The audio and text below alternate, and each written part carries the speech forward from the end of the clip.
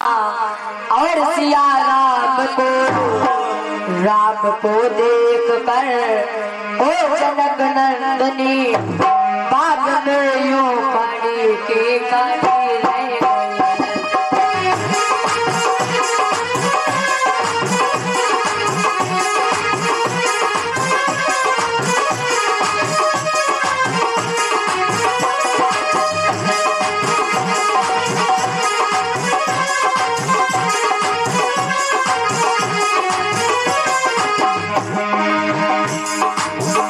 रह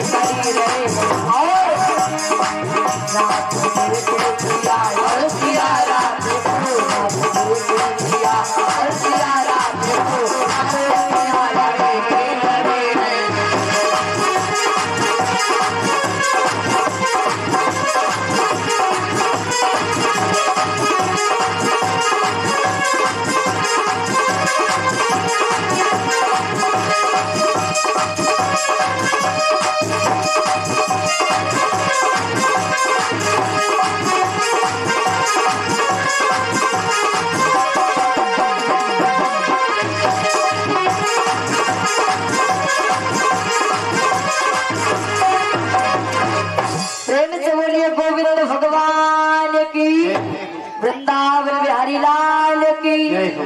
तो आज इस प्रकार मैया जानकी जी जैसे ही महाराज पुष्प वाटिका में पहुंची तो देखा क्या कि महाराज बड़े ही सुंदर दो राजकुमार उस पुष्प वाटिका में आए हैं। तो महाराज ऐसी सुंदर सुगढ़ जोड़ी को देख करके आज सखिया मन में विचार करने लगी। एक सखी कहने लगी, बहन मुझे तो यही लगता है कि महाराज जनक जी के महलों में आकर के यही धनुष को तोड़ेंगे और सीता जी का विवाह इनके ही साथ में होगा। और दूसरी सखी कहने लगी कि बहन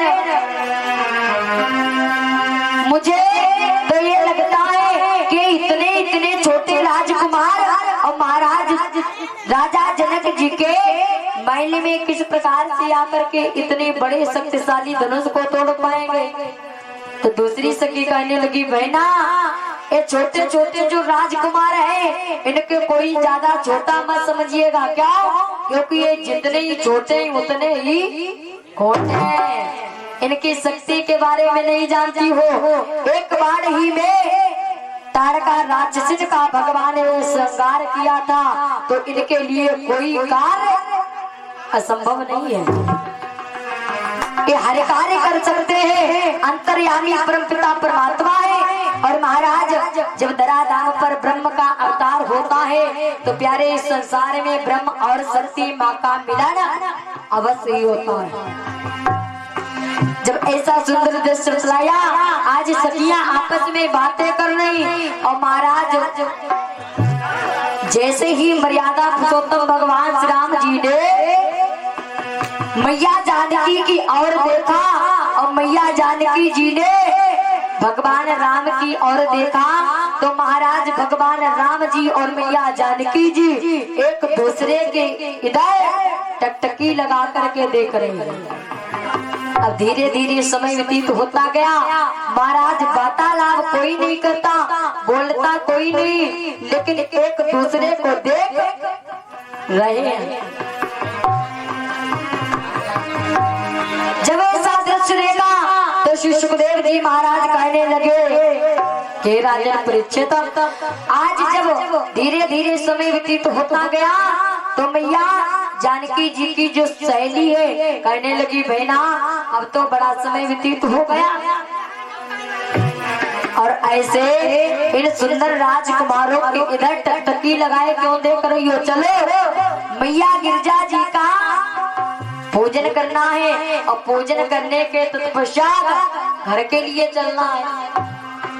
अब जब इस प्रकार धीरे धीरे समय व्यतीत होता गया तो महाराज उसी प्रकार भगवान ने उस पुष्प वाटिका से पुष्प तोड़े और महाराज पुष्प लेकर के इधर गुरु के समक्ष में आए और गुरु को दिए कि लो गुरुवर आप अब अपने पूजन को करिएगा।